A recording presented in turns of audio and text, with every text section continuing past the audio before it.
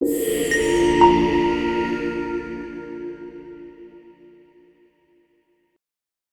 Friends, it's Abhay Rampal from Excel settle abroad and आज की video dedicated रहेगी फॉर ऑस्ट्रेलिया स्टडी वीज़ा। आज की वीडियो में मैं डिस्कस करूंगा एम्बेसी रिक्वायरमेंट्स के बारे में। जौन सी रिक्वायरमेंट्स एम्बेसी की तरफ से आ रही हैं for international students, specifically Indian students के ऊपर कौन सी वो एडिशनल डॉक्यूमेंट्स, एडिशनल इंफॉर्मेशन मांग रहे हैं। ऑलमोस्ट इस टर्म को हम S56 रिक्वेस्ट कहते हैं। आप हमारी पुरानी वीडियोस देखिए, उसमें मैंने S56 रिक्वेस्ट के बारे में काफ़ी डिटेल में बनाया है। So as of now I think today is 23 September 2023। आज की वीडियो में हम डिस्कस करेंगे जौन से स्टूडेंट्स का वीज़ा फॉर अक्टूबर इनटेक लगा था या like for even February intake में जिन्होंने अपनी फ़ाइल लॉन्च कर चुके थे, जौन से स्टूडेंट्स, उनकी एम्बेसी की तरफ से कौन सी एडिशनल रिक्वायरमेंट्स आ रही हैं। Again this is not normal.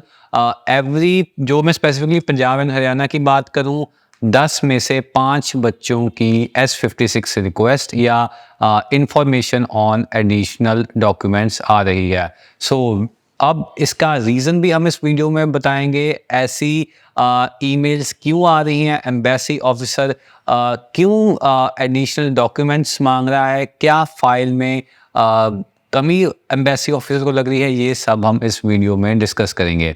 सो जो S56 रिक्वेस्ट है क्या होती है, उसके बेसिस क्या है, किस फॉर्मेट में दी जाती है, इस वीडियो में हम सब कुछ डिस्कस करेंगे। मेरे पास एक ऑस्ट्रेलियन हाई कमीशन से एक स्टूडेंट की S56 रिक्वायर्ड चेकलिस्ट आई थी।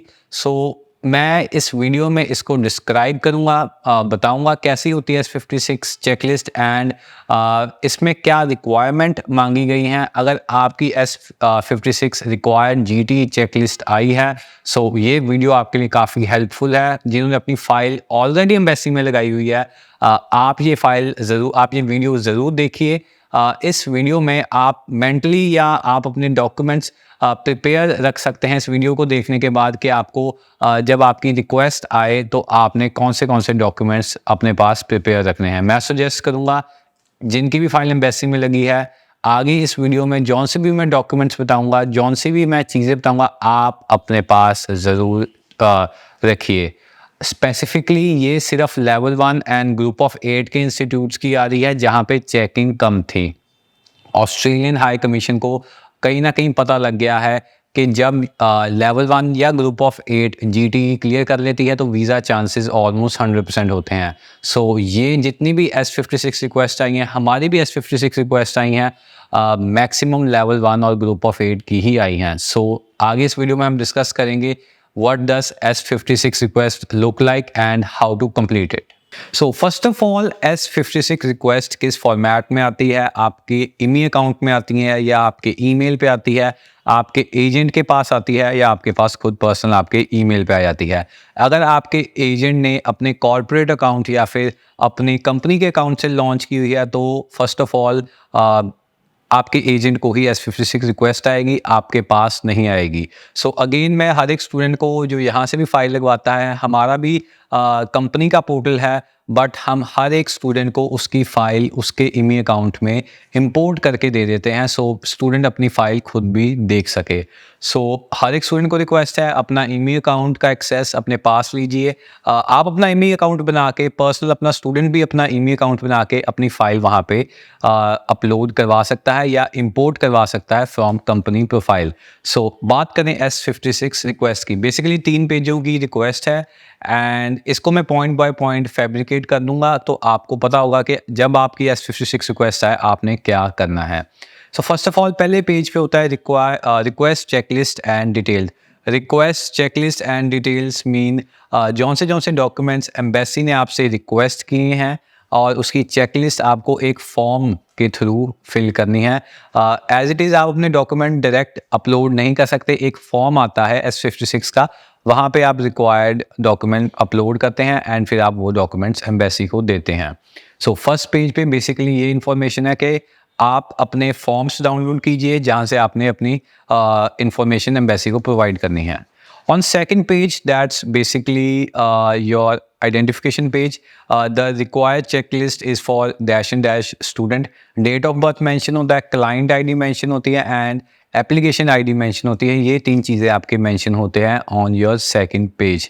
And second page पे आपका criteria भी mention होता है जिस base पे उनको लगा के हमने इस student की S56 request या student से हमने और documents मांगने हैं. इस स्टूडेंट पे इन्होंने GTE जेन्युइन टेम्पररी एंट्रेंट के बेस पे और डॉक्यूमेंट्स एंड फर्दर इंफॉर्मेशन के डॉक्यूमेंट्स मंगवाए हैं. So on third page we have over final information जो एम्बेसी ने एग्जैक्टली मांगी है. ऑन थर्ड पेज उन्होंने क्लियर कट लाइन्स में आपको बता देना है कि हाँ जी हमको ये डॉक्यूमेंट्स चाहिए, आप प्रोवाइड करो. So provide evidence of your economic circumstances in your home country. जिन स्टूडेंट्स ने ऑस्ट्रेलिया की फाइल लगाई है उनको पता है इकोनॉमिक सर्कमस्टांसिस क्या होते हैं. Funds is your economic circumstances, ITR is your economic circumstances. ये दोनों चीज़ों को हम इकोनॉमिक सर्कमस्टांसिस कहते हैं. उन्होंने इसको और डिटेल में बताया है. This may include evidence of employment और business undertaking for at least 12 months immediately before the launchment of your visa application. For example, इस स्टूडेंट की फाइल लॉन्च हुई थी 10 सितंबर को. सो इन्होंने 12 मंथ्स की business undertaking as well as employment मांगी है. सो आई थिंक 2022 सितंबर से लेके 2023 सितंबर तक इस स्टूडेंट का हर एक बिजनेस अंडरटेकिंग एंड उसके इकोनॉमिक सर्कमस्टांसिस मंगवाए हैं. इन्होंने और डिटेल में आगे भी एक्सप्लेन किया है. Evidence of an offer of employment on your return home. So ये स्टूडेंट कोई भी कोर्स में जा रहा है, फॉर एग्जांपल ये स्टूडेंट अगर मास्टर्स इन साइबर सिक्योरिटी में जा रहा है तो उन्होंने क्लियर कट मांग लिया है evidence of an offer of employment on your return home. Masters of cyber security करने के बाद आपके पास इंडिया आके क्या जॉब अपॉर्चुनिटीज़ हैं. सो अगेन इसको ये चीज़ एक्सप्लेन करनी पड़ेगी, अपनी SOP में जॉब लेटर्स दिखानी पड़ेगी, अपेंडिक्स बनाना पड़ेगा एंड आई थिंक ये तीन चीज़ों से स्टूडेंट का सॉल्व हो जाएगा. इनकम टैक्स रिटर्न्स रिपोर्ट्स और bank statements for the previous 12 months. Again इस स्टूडेंट से इनकम टैक्स रिटर्न मांगी गई है, reports of bank statements for the previous 12 months. इस स्टूडेंट से इसके पेरेंट्स की जो भी इसके स्पॉन्सर्स हैं मदर एंड फादर से 12 महीने की स्टेटमेंट मांगी गई है.